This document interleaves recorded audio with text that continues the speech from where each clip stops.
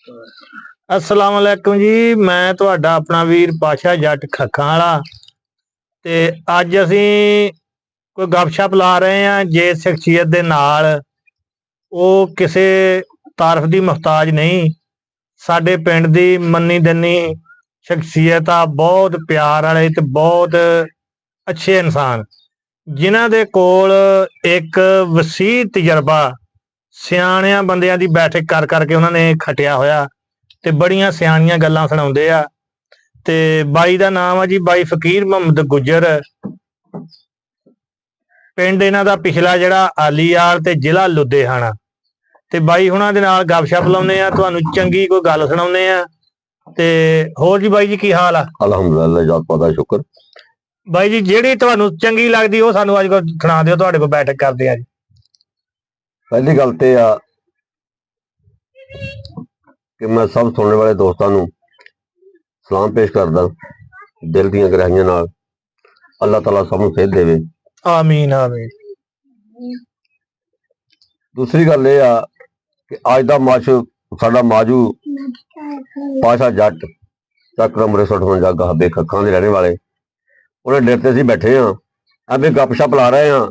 जे भरावां नूं साडा ही गपशप साडा प्रोग्राम पसंद आवे ते शेयर करना।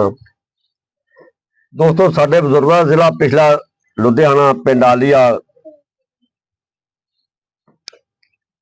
सन 47 दे विच अज वाकया कि याद आ गया, बजुर्गों को सुनिया होया। सन 47 दे विच जदों वड्डां होईयां कि साडे बजुर्ग 47 दे विच चढ़दे पंजाब चों लहिंदे पंजाब नूं आ गए ते इत्थों दे चौधरी सरदार जिहड़े सी वो लहिंदे पंजाब दे विचों चढ़दे पंजाब की तरफ चले गए, अपना तशरीफ लै गए, चले गए ने। सानू यादां रह गईयां बजुर्गों सुन के बजुर्गों दी कहानियां। जो सारे बजुर्ग साडे जट रजपूत राणे पठान जिहड़ियां बरारियां पिंडां दी बैठियां सी, उन्हां लोकां दी बहुत मुहब्बत और बहुत सलूक सी। कामकार तो फारग हो गए उन्होंने ताशा खेलन लग पैना, तहियां च बह के चिगड़ियां खेलन लग पैना, हीर रांझे दी किताबां पढ़न लग पैना, मौज मेले अपने बजुर्ग ला लेंदे सी ते गल्लां ज्यादा आपां इंडिया दियां करदे रहना। गल्लां ज्यादा बजुर्गों ने अपने पिछले देश दियां करनियां गल्लां जिथों जिथों दे वसेब सी उन्हां दे उस वक्त ते गल करदे सी। असीं भी बचपन बजुर्गों की महफिल च बह के गुजारिया और गल्लां सुनियां बजुर्गों कोलों। सानू उन्हां बजुर्गों दीयां गल्लां दे विचों खुशबूवां होंदियां सी, खुशबूवां वालियां गल्लां होंदियां सी, सियाणे बजुर्ग सी। अज पहली तां गल आ कि कोई ऐसे बजुर्ग सियाणे रह ही नहीं गया कि जिहड़ियां कोई दानशमंद सियाणियां गल्लां करन। नंबर एक गल करनी जिहड़ी आ ओह इंसान जैसी कैसी करे, गल सुनना जिहड़ा ना गल नूं सुनना वो दानशमंद की पहचान आ। सही गल, ओहदी गल सुनना और सुन के उन्होंने उस गल का जवाब देना। इदां ही अगला गल करदा विच आप करनी शुरू कर देनी, कोई बंदे ही नहीं। बजुर्ग गल्लां करदे सी, असीं सुणदे हुंदे सी, उन्हां दी गल्लां दे विचों खुशबू आउंदी सी। सानू भी अजो यादां आउंदियां पिछले हिंदुस्तान दियां, पिछले देश दियां, जिथे साडा पूरी नस्ल अल्लाह के हुक्म दे नाल पैदा हुई, अपनी उन्हें उत्थे परवरिश होए, जिंदगी पाई, कारोबार कीते ते फिर वफात पाया तो उन्होंने ढेरियां बनियां उत्थे। कि साडी इस आज़ादी की बदकिस्मती की वजह नाल असीं जदों इंज खलोने आ चढ़दे पंजाब नूं मूंह करके ते सानू खुशबू आउंदी उन्हां अपने बजुर्गों की। सही गल, चढ़दी पंजाब की तरफों सानू हवा दे विचों खुशबू आउंदी आ अपनी उन्हां नस्लां दी कि जिन्हां नस्लां दे विचों असीं पैदा होए आ, साडीआं शाखां चलियां वा इदां ही कि जिन्हां दियां असीं ढेरियां भी नहीं वेख सके। इदां ही ठीक है जी। अच्छा, इसे तरह सरदारां ने भी इस लहिंदे पंजाब नूं छड्ड के चढ़दे पंजाब की तरफ जाके मेरा वीरा उन्होंने भी अपनी यादां उस तरह रहियां, उन्होंने अपने उदा ही गुरुद्वारे उदा ही गिरजे, ठीक है जी, उस तरह ही अपने माई बाप के घर बार, उस तरह रकबे, उस तरह टेला, उस तरह रवाए, सब कुछ बजुर्गों को सुनिया। तो तुहानू भी मेरा यकीन है कि साढ़े जिन्नी परेशानी होएगी। बेशक अल्लाह ताला अस्सी वाल हम इतने सुकून नाल बसदे आ, अल्लाह ताला तुहानू भी इतने सुकून दे नाल बसण दी तौफीक देवे, अपनी करमनवाजी रखे। किसी मजहब नाल कोई बंदा तलक रखदा, किसी मजहब नाल भी, लेकिन अल्लाह ते अमानत हर बंदा रखता ना। अल्लाह ताला हर इंसान को अपनी हिफाजत में रखे। अगली गल दोस्तों ये रह गई कि जिस तरह का इंसान आप उसका ना वो ये हकीकत बात है कि उन्होंने दूसरा इंसान भी उस तरह वेखता जो अपना ज़हन होंदा। ठीक है जी। ਜਦੋਂ ਆਪਣਾ ਕਾਰੋਬਾਰ ਕਰਦਾ ਉਹਨਾਂ ਜਾਂ ਦੂਸਰਾ ਬੰਦਾ ਵੀ ਇਹੀ ਕਰਦਾ ਹੁਣ। ਸੋਚ ਨਾ ਆਪਾਂ ਆਪਣੀ। ਦੋ ਠੱਗ ਹੋਏ ਨੇ, ਅੱਜ ਕਹਾਣੀਆਂ ਤੁਹਾਨੂੰ ਦੋ ਤਿੰਨ ਸੁਣਾਈਏ। ਦੋ ਠੱਗ ਹੋਏ ਨੇ, ਉਹਨਾਂ ਦੀ ਰਿਹਾਇਸ਼ ਸੀ, ਇੱਕ ਦੀ ਮੁਲਤਾਨ ਦੇ ਵਿੱਚ, ਦੂਸਰੇ ਦੀ ਸੀ ਲਾਹੌਰ ਦੇ ਵਿੱਚ। ਠੱਗੀਆਂ ਮਾਰਨ ਦੇ ਵਿੱਚ ਉਹ ਮਸ਼ਹੂਰ ਸੀ ਤੇ ਉਹਨਾਂ ਨੂੰ ਕੋਈ ਸਾਲ 6 ਮਹੀਨਿਆਂ ਦੇ ਵਿੱਚ ਇੱਕ ਦੂਜੇ ਦਾ ਤਾਰਫ ਹੋ ਗਿਆ ਲੋਕਾਂ ਕੋਲ, ਯਾਰ ਫਲਾਣ ਜਗ੍ਹਾ ਤੇ ਠੱਗ ਬੈਠਾ ਤੇ ਬੜੀ ਪੜ੍ਹੀ ਲਿਖੀ ਠੱਗੀ ਮਾਰਦਾ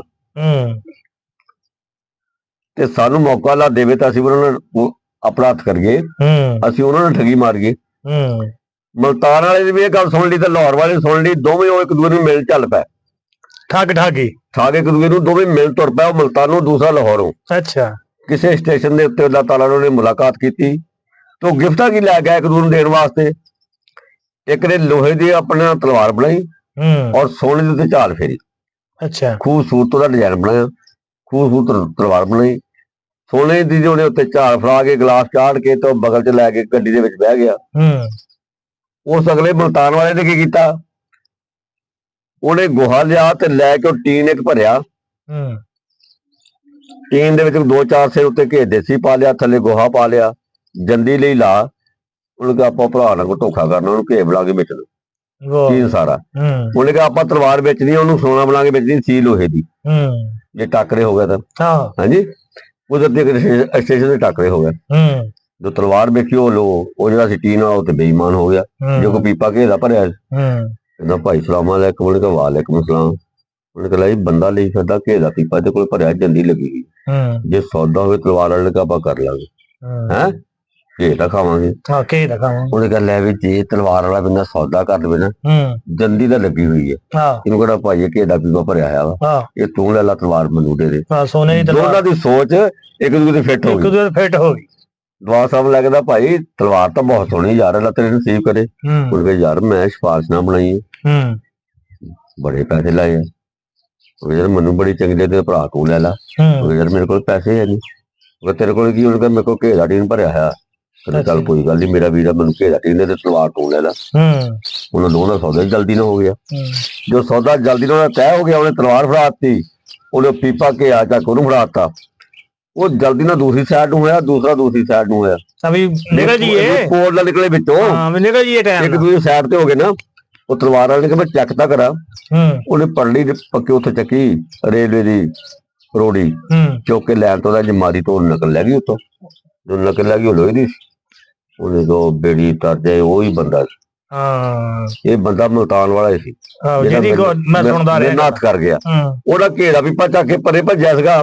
ਉਹਨੇ ਜਾ ਕੇ ਉਹਨੇ ਕਿਹਾ ਪਹਿਲੇ ਖਾਕ ਤਾਂ ਵੇਖ ਲਈਏ, ਘਰ ਦਾ ਬੱਚਾ ਨੇ ਹਿੱਸੇ ਆਉਣਾ। ਉਹਨੇ ਜੰਦੀ ਭੰਨੀ ਭੱਲ ਕੇ ਜਦੋਂ ਥੱਲੇ ਹੱਥ ਪਾਇਆ ਤੇ ਥੱਲੇ ਗੋਹਾ ਸੀ, ਉੱਤੇ ਕਿਲੋ 2 ਕਿਲੋ ਘੇ, ਉਹਨੇ ਉਹ ਵੀ ਖਰਾਬ ਕਰ ਲਿਆ, ਟਲ ਗਿਆ ਵਿੱਚ। ਉਹ ਵੀ ਡਲ ਗਿਆ। ਉਹਨੇ ਕਿਹਾ ਬੇੜੀ ਤਰ ਜਾਏ, ਬੰਦਾ ਲਾਹੌਰ ਆਏ ਜਿਹਨੂੰ ਭਾਲਣ ਚੱਲੇ ਸੀ, ਪਰ ਟਾਕਰੇ ਦਾ ਹੋ ਗਿਆ ਤੇ ਕਿਰਾਇਆ ਲੱਗਿਆ ਵੀ ਗਿਆ ਤੇ ਮਿਹਨਤ ਕੀਤੀ ਵੀ ਗਈ ਤੇ ਲੱਭਿਆ ਵੀ ਕੱਖ। ਅੱਛਾ, ਇਹ ਅੱਲਾਹ ਤਾਲਾ ਫੈਸਲੇ ਨੀਤਾਂ ਤੇ ਕਰ ਦਿੰਦਾ। ਕਹਿੰਦੇ ਬੇਈਮਾਨ ਨੂੰ ਬੇਈਮਾਨ ਪਾ ਕੇ ਮਿਲ ਜਾਂਦਾ। ਕਿੱਥੋਂ ਬੰਦੇ ਚੱਲੇ ਤੇ ਕਿੱਥੇ ਟੱਕਰੇ, ਕਿੱਥੇ ਮੁਲਤਾਨ ਕਿੱਥੇ ਲਾਹੌਰ, ਦੋਵੇਂ ਹੀ ਪੈ। ਠੀਕ ਆ, ਉਹ ਫਰਾਡ ਉਹਦੇ ਨਾਲ ਕਰ ਤੁਰਿਆ ਸੀ, ਉਹ ਉਹਦੇ ਨਾਲ ਕਰ ਤੁਰਿਆ ਸੀ। ਠੀਕ ਆ, ਲੇਕਿਨ ਹੋਰ ਦੋਵਾਂ ਨੇ ਗਿਆ। ਠੀਕ ਹੈ ਜੀ। ਅੱਛਾ ਦੋਸਤੋ, ਅਗਲੀ ਗੱਲ ਇਹ ਆ ਕਿ ਬੰਦੇ ਗੱਲ ਕਰ ਦਿੰਦੇ ਆ